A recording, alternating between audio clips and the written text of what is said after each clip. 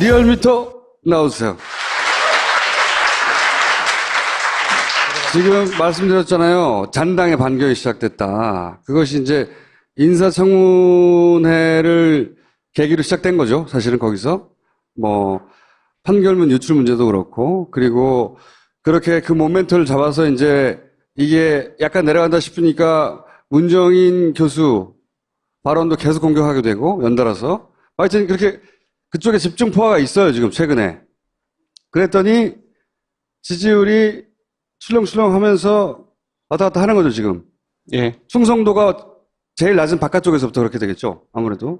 전반적으로 86%가 일간 기준으로는 가장 높았어요. 네. 여기에서부터 기점을 잡았는데 조금씩 내려가고 있고 네. 또 부정평가는 조금씩 올라가고 있어요. 반경이 어느 정도 성공하고 있는 거죠. 아무래도 그 인사정국, 이 기간이 그 인사정국으로 볼 수 있습니다. 사실상 이때부터 시작이고 거기에 의한 야당의 공세가 상당히 큰 그 영향을 미쳤다고 볼 수 있습니다. 한데 지금 오른쪽이 월화 이번 주 공개되지 않은 집계입니다. 조금씩 반등을 하고 있습니다. 지금 이제 국정이 거의 마비된 상태가 아닙니까? 그 어제까지는 이제 국회 바른정당 자유한국당이 보이콧을 했었고 오늘 이제 얘기를 들으니까 내일부터 정상 가동한다고 하는데 너무나 오래 이제 대치 상태에 있다 보니까 국민들 같은 경우 이런 생각을 하는 거죠. 일단은 뽑아놓고 이제 임명도 하기 전에 전반적으로 일을 못하게 한다는 그런 어떤 기류가 조금씩 번지고 있지 않는가 하는 생각이 들고요. 특히나 이번 주 같은 경우는 막말이 되게 많았어요. 막말이. 이런 부분들이.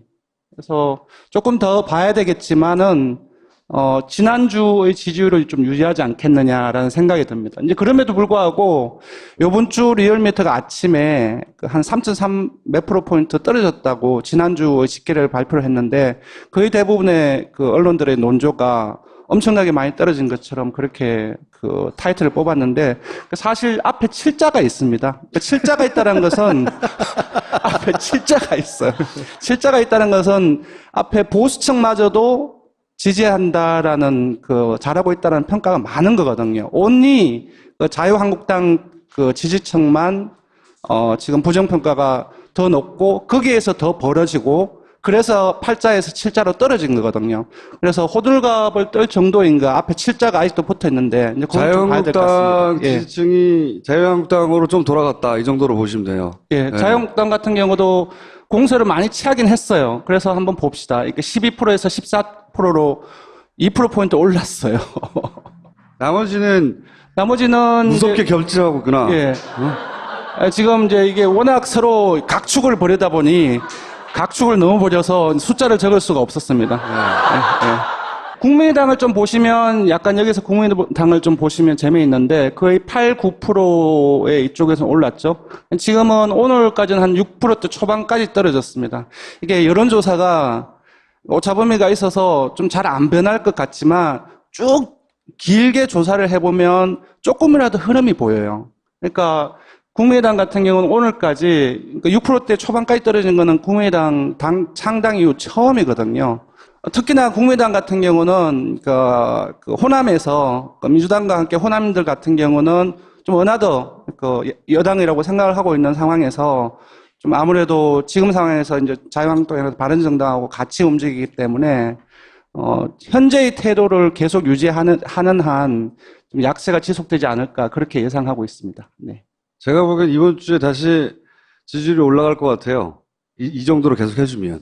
근데 지금 워낙 지지율이 지난주에 많이 빠졌습니다. 지난주 같은 경우는 그 법무부 장관 후보자가 사퇴를 했죠. 네, 그래서 전체 평균으로 하면은 조금 더 떨어지거나 그렇게 되지 않을까 싶은데 어쨌든 지난주 금요일을 기준으로 하면 이제 반등하는 양상을 보이고 있습니다. 여기가 바로 이제 법무부 장관 내정자가 네. 사퇴하면서 예. 떨어진 국면이고 그리고 여기서부터가 뭐냐면은 김상조 그 위원장하고 강경화 후보자 이 부분들 하면서 예. 이 기간 동안에 워낙 공세가 심했습니다. 자유한국당을 비롯해서. 그리고 요 기간 동안에 이제 사태 예. 그리고 기본적인 논란이 붙었고. 그래서 5일 연속 빠진 거는 이제 거의 처음이 아닌가 싶습니다. 이때 이게 2주간인데 여기서 우리가 주간 집계로는 평균을 집계를 하거든요. 그러니까 이 정도 되니까 75.6 정도가 됩니다. 그래서 워낙 금요일까지 많이 떨어졌기 때문에 반등을 한다 그래도 70%대 초중반으로 마감하지 않을까 그렇게 예상합니다. 이 정도면 정치 공작을 할 만하죠. 이대로 두면 안 되겠다 싶어서. 네. 자, 어쨌든 민주당은 큰 영향 받지 않고 쭉 가고 있고. 살짝 떨어졌다가 반등하면서 옆에 한번 보면 거의 차이가 없습니다. 네. 살짝 떨어졌다고 보면 됩니다. 그리고 이거 뭡니까? 국민의당에서 왜곡, 의도된, 그리고 기획, 이런 아주 강한 용어를 써서 리얼미터를 공격했죠. 비난을 했는데 그 네. 비난의 건이 바로 이 조사입니다. 어떤 상황에서 상황을 전제로 해서 대통령이 어떻게 해야 되는지 인사와 관련해서 그러니까 프레임을 두 개로 잡은 거예요. 보통 원래 리얼미터가 야당의 반대로 청문회 보고서 채택이 무산된 경우가 발생한다면 대통령이 어떻게 해야 된다고 생각하십니까? 이렇게 물었어요. 야당의 반대로. 그랬더니 56%가 국정정상화를 위해서 임명을 강행해야 된다. 56%는 야당이 반대해도 강행해야 된다고 한 거예요. 그랬더니 국민의당이 리얼미터에 대해 무슨 소리냐. 이게 야당의 반대라고 하면 야당이 잘못한 것 같지 않냐. 문제 제기를 했어. 왜곡되고 편향되고 기획된 것이다. 그것도 일부 여론조사 전문가를 동원해서 그렇게 얘기해서 질문을 바꿔라. 어떻게? 여야가 동등하게 여야가 합의가 잘 안 되는 상황에서 어떻게 해야 되냐고. 좀 매갈이 없긴 하지만 바꿔줬습니다. 질문을 바꿔라. 질문이 잘못돼서 이렇게 지금 임명 강행이 나온 것이다. 예를 들어서 강경화가. 그랬더니 바꿨어. 바꿨더니 더 높아졌어. 이런 사건이 있었던 겁니다.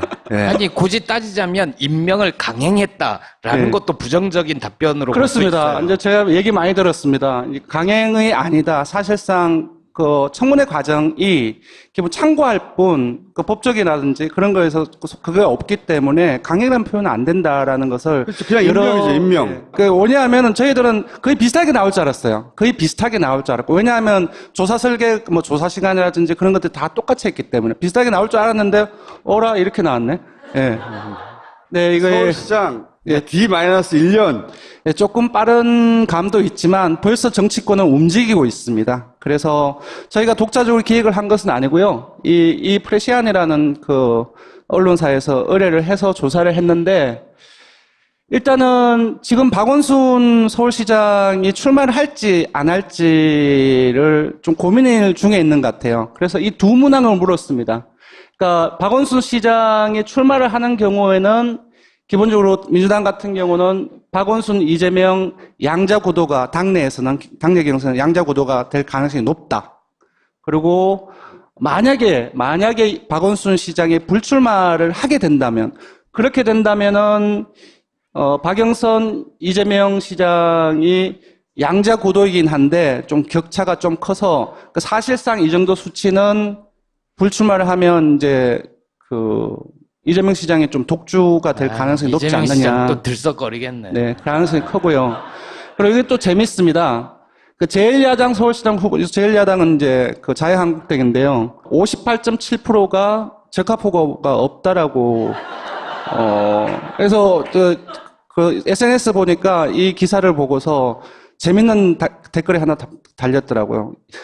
자유한국당의 서울시장 후보 적합도 1위는 지지 후보 없음이라고 이렇게 나왔더라고요. 그게 재밌어? 예. 재미없습니까? 네. 자유한국당 같은 경우는 기본적으로 한국당 지지층 내에서만 보면 황교안 전 국무총리가 압도적으로 좀 높습니다. 그래서 제1야당의 결과를 미루어 짐작해보면 얘는 서울시장 선거 또한 이번 대선과 비슷하게 흘러갈 공산이 크다. 안철수 6.9밖에 안 나왔어요? 예, 이것도 좀 눈여겨볼 부분인데, 사실상 대선 후보를 지냈던 그게 불과 몇 달 전이잖아요.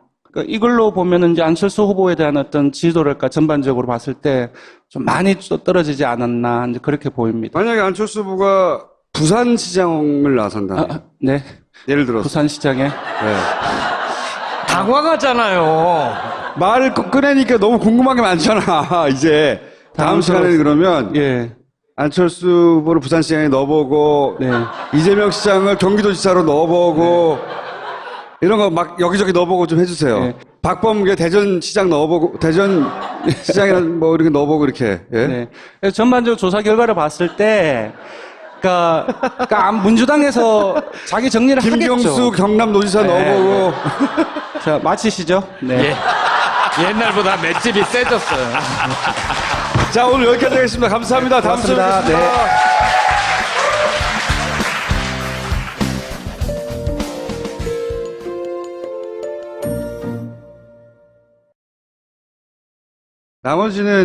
나머지는 무섭게 이제, 겹치하고 있구나. 예.